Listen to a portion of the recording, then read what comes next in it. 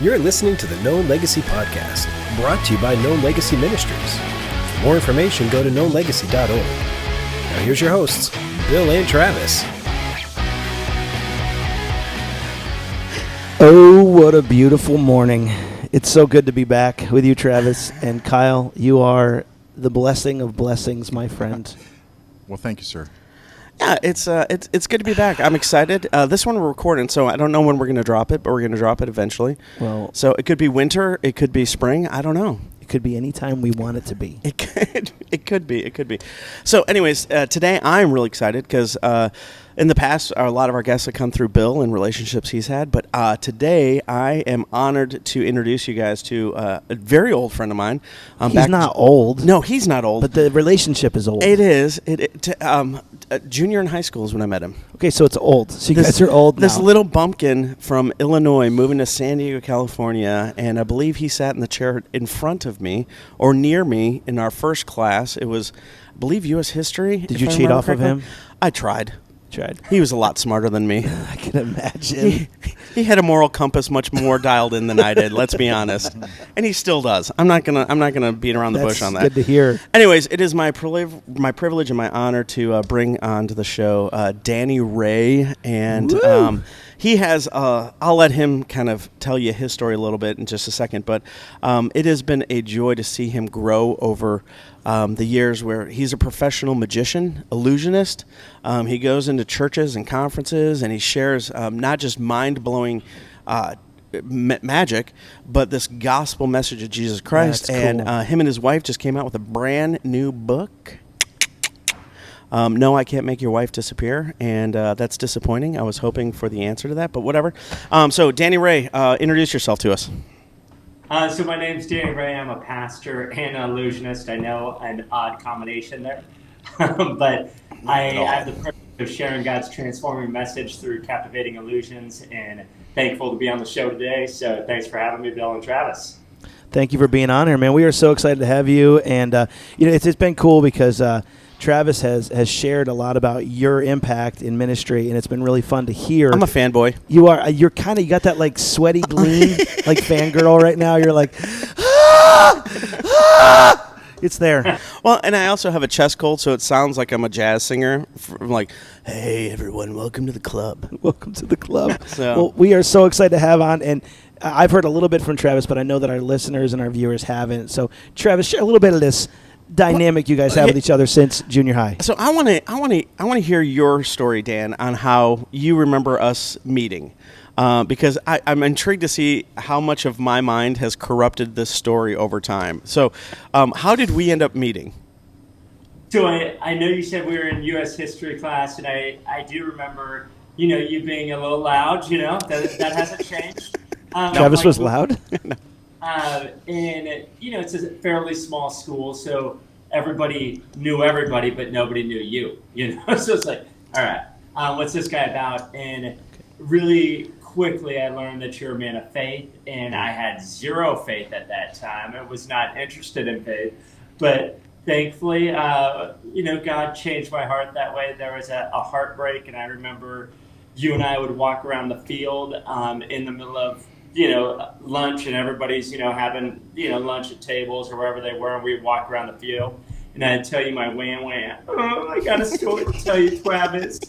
And you're like, dude, man, don't minimize heartbreak in high school, man.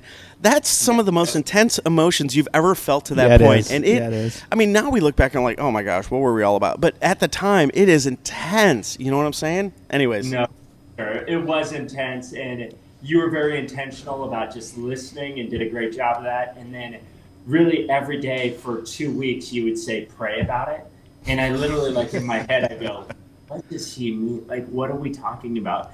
And so that was the question I finally asked you 2 weeks later was, what do you mean pray? How do you pray? And that was the next day we ditched class to meet with Dan Monteverde and talk about prayer. From Young Life, or was it Campus Crusade? Yeah. One of those. and that's a great example of, like, if you have a good reputation with administration, We skipped the entire day. This was pre-cell phones. I think we went out and we convinced 2 girls to go with us, I think, if I remember correctly. And we went out Jesus' name. Yes! We were totally... Oh, my gosh. We played that off, and our parents were good with it. The administration was like, no worries, you guys are good. What kind of school was this? It was School of Creative and Performing Arts, San Diego School of Creative and so Performing Arts. it was like BU. Go and BU. It was a little bit BU before there was a BU We're going to go BU and get some Right. digits. That's what we're going to do. How was the football team, Travis? How did you feel about that football team?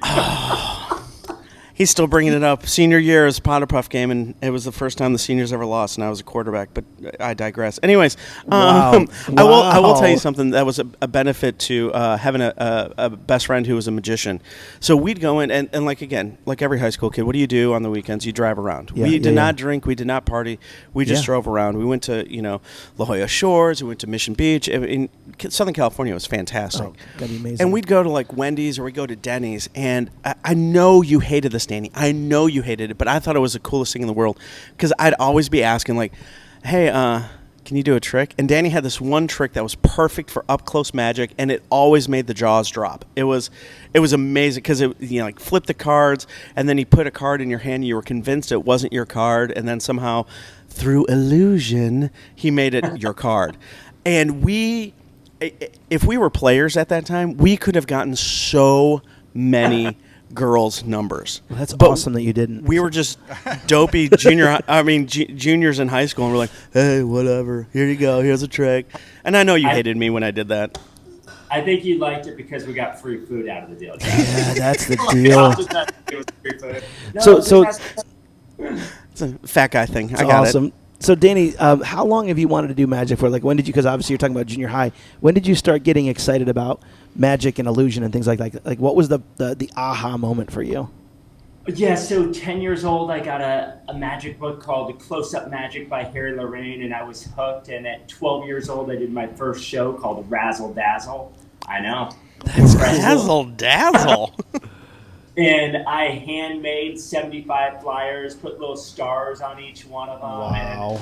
And we charged 25 cents. I sold 75 tickets, and I was the richest kid in town. So that was the start. At 15 years old, I started doing restaurant magic.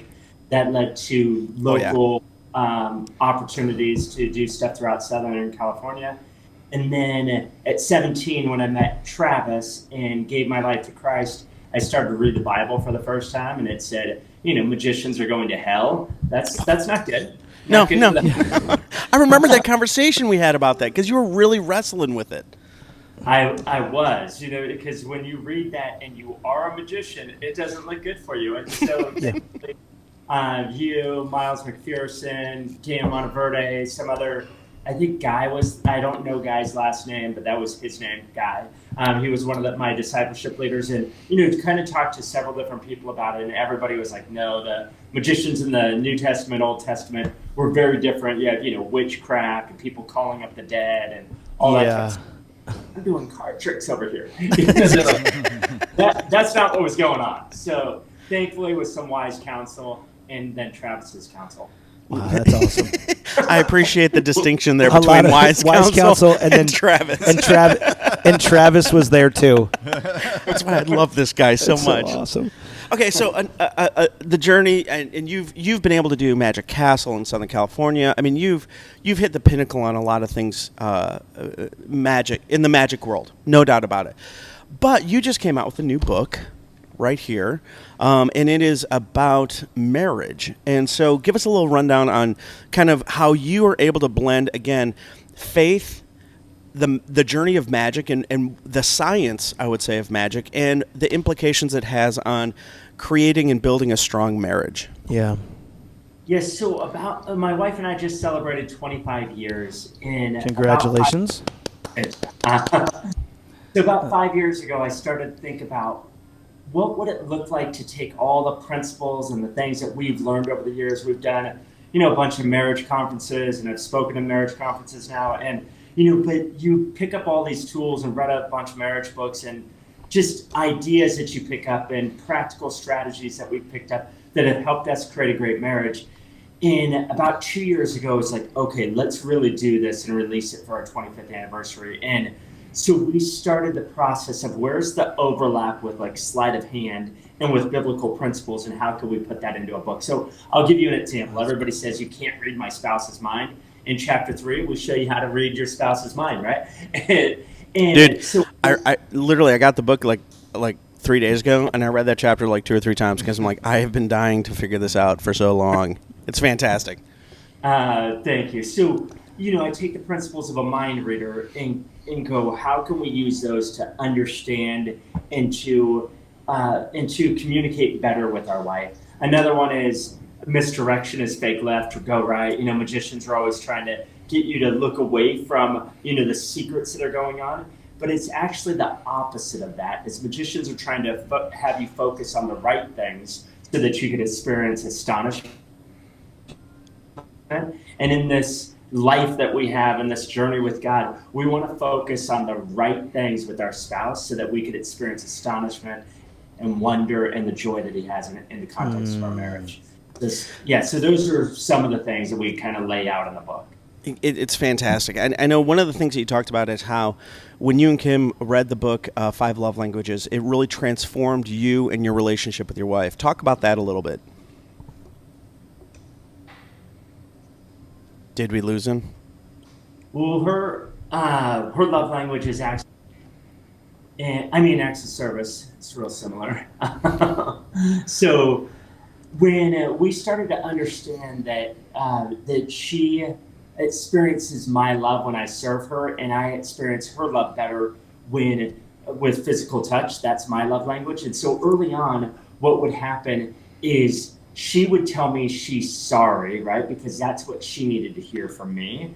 And I would put my hand on her because physical touch was important. So she thought, hey, I'm going to serve him with like words of affirmation or like her love language, acts of service. So she would do things like that. But what happened is we were both still upset. And when we read that book, we realized we needed to flip that. And instead of me putting my hand on her to communicate, hey, I've forgiven you, it's all good, is I needed to say, hey, I'm sorry. What can I do to serve you? What can I do to make this right? And she needed to put her hand on me, but we had to flip those so that we could experience love the way the other person needs it, not just the way we need it. So, yeah. That's great. That's great. So, in the midst of pursuing your dream, we have a lot of guys who desire to pursue their dreams and come alive, but there's that balance in, honey, I'll see you in 6 to 8 months, and not losing your marriage. And so how have you, in the midst of your journey, continued to fight for the heart of your wife while you're also pursuing your dream? Like, what does that look like for you on the day-to-day? Yeah. So let me talk about the beginning of that, because really setting that up and how we set that up is how it works from day to day. Is we went through it was a book, and unfortunately I don't remember the book. I gave it to somebody, but there were 100 questions in this book of what risk are you willing to take as an entrepreneur.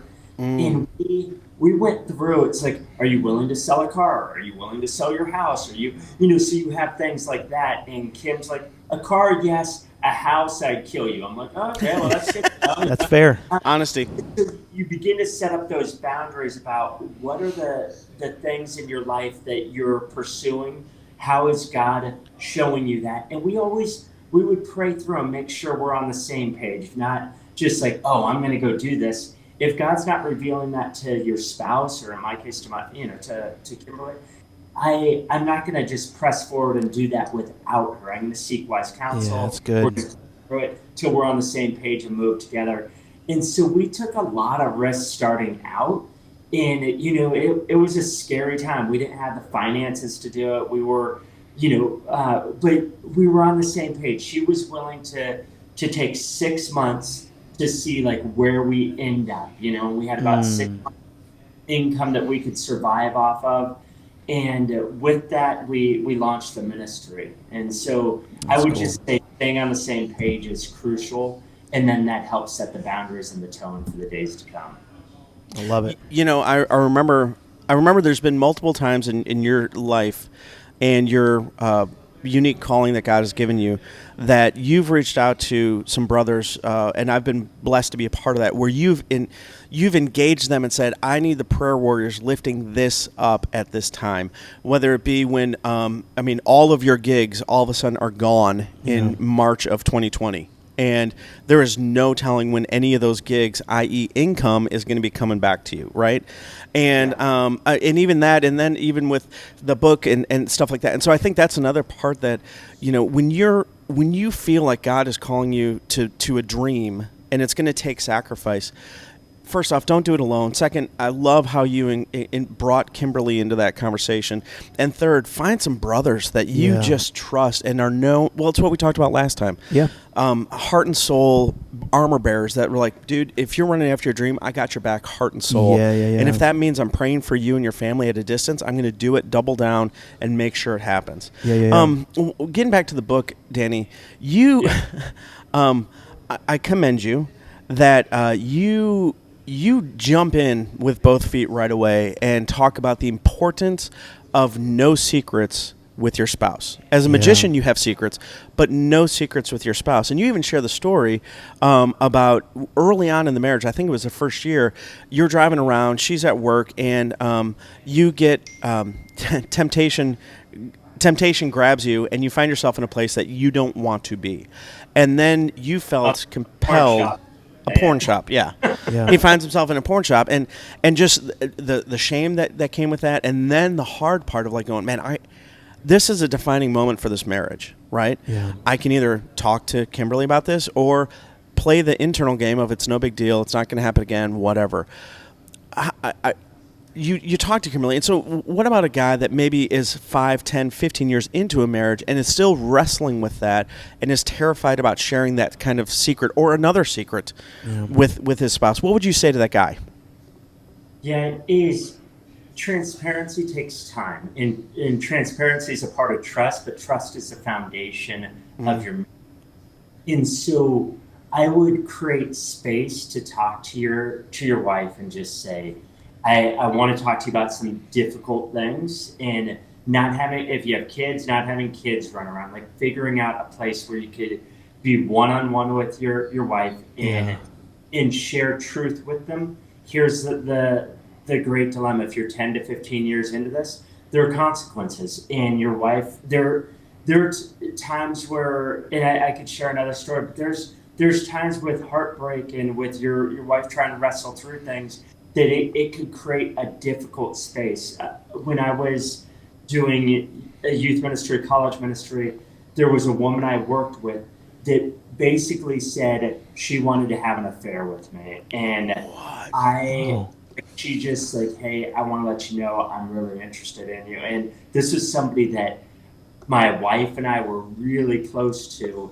And I just like backed off and did nothing. Like I was just like, we're not going to have any like conversation. I'm cutting off. Yeah. But I went home and told my wife. So literally, I've done nothing wrong in that situation. I didn't like try to lead her on. I didn't say, oh, well, let's go explore that option. Right. But it created tension in our marriage for months. Like it was, like, well, what did you do? Did you lead this way? And I'm like, babe, I wasn't trying to lead her on. I didn't. As soon as she told me, I told you. So even with being transparent, it could create difficult situations. So if there are things that you've done, that's going to create tension. But you have to deal with two tensions: the tension in your own soul of dealing with hiding secrets, or coming open and dealing with the consequences, with the possibility of there being healing, forgiveness, and grace in a deeper relationship. It almost reminds me of Joseph and Potiphar's wife, where he's like, I literally did everything right, and I'm in prison. And so, but then at the end of the story, God really does honor it. And I love what you're saying, because you're still married and you literally wrote a book with your wife. So I love the fact that God's redemption and God is the great rescuer. And I think we don't want to ever forget that God is the rescuer of all of this. And no matter what we try to do in our attempts, we need to leave it and remember that the gospel is not just for one day, but for every day, is what I'm hearing you say. And as we leave it at his feet, God will redeem this. He is not in the business to go, well, you screwed up too much, you're done. Right. That's not how he works. And so I love the heart of what you're saying, because that's exactly what our guys need to hear. And I guess I'd love to hear from you, if you could, walk away from this podcast having shared one main truth with our listeners, what would you share with them today? Yeah, one of the practices that my wife and I have done from the beginning is it says, do not let the sun go down on your anger. It's a practice that transforms your marriage. Is what would it look like if today you went to your wife and you said, I know we've had a lot of tension. I know that we've been angry at each other at times. What would it look like for us to get on the same page? We've gone to counselors, pastors, friends, us, my wife and I personally. Anytime it's like there's any hint of like tension, we'll go like, if we can't solve it, let's find somebody who can. So I would say do whatever it takes to create that situation where you no longer are going to bed angry, because they wake up and go like, hey, everything's great now. You end up in our tension and our anger and our bitterness that can come from that with our spouse affects every area of our life, with our friends and our work and our play. And so I would just say, I would try to figure out how do you create a situation where you could be on the same page with your wife by not going to bed angry or bitter. Awesome. It's easy to say, and it's really difficult. And I think it's learning how to take little steps of faith and trusting that the covenant you made with your wife, and the reason why there's a ring on your finger for public display, that you're committed to someone, it's learning how to trust that commitment in those conversations. And I think it's not just a one thing. There's layers to this relationship that you have to be bold in. And I think that's what you're talking about. Like the first layer, man, just make sure you don't go to bed angry. Second layer, are there secrets that you're keeping from each other? How do you begin to trust them with those secrets? And if you realize the secret is creating damage, then how do you find a counselor? And that's one of the things you and Kim did right away was we need to get a counselor. Yeah. We need to get a third perspective in here to speak, the Matthew 18 stuff into our lives so that I begin to see her and understand her. She sees me and understands me. And the voices that can sometimes create so much just tension and poison in our own minds can be silenced because we've sit at the feet of a trustworthy counselor. Yeah, amen. Danny, I think the book is fantastic. Like I said, I got it a few days ago, so I kind of skimmed it and read through it, and it really is a recommendation. I think it's a fantastic tool and resource. Unfortunately, most guys will get it and never read it because we're guys and we're bad at that. Amen? Yeah, that's how it goes. Yeah. But I think husbands, get this for your wives.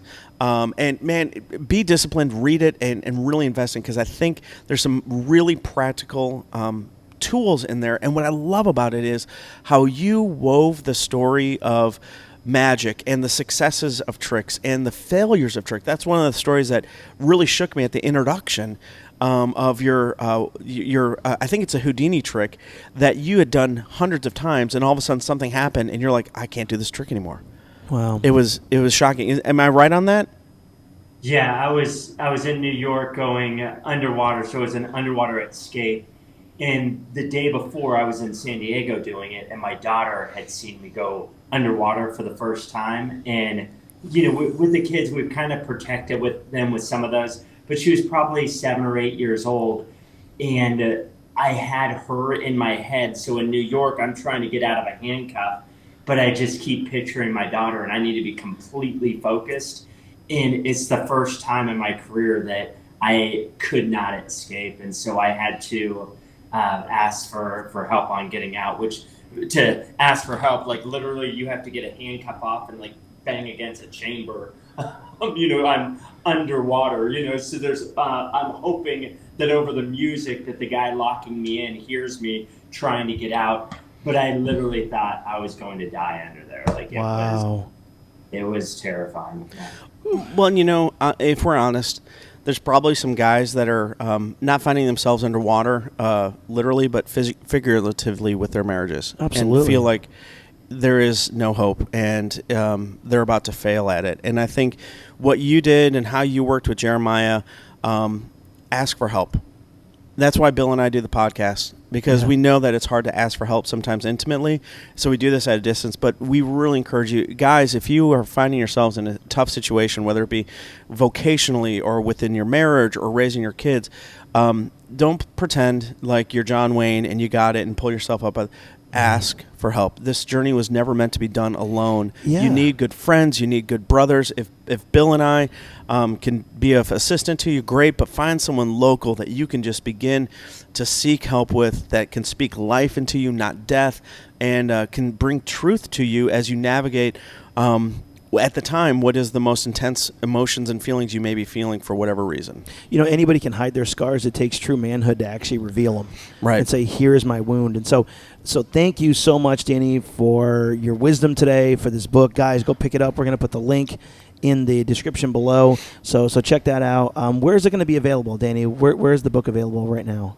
It'll be available at all local bookstores, Barnes & Noble, currently at Amazon, but actually Barnes & Noble, I think Books A Million. There's a bunch of different websites you can get it. Nice. Well, make sure.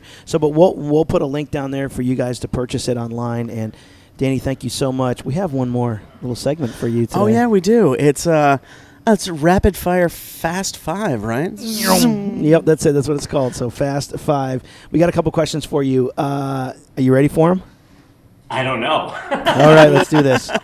So it says, if you had to live in a decade, which would you choose and why?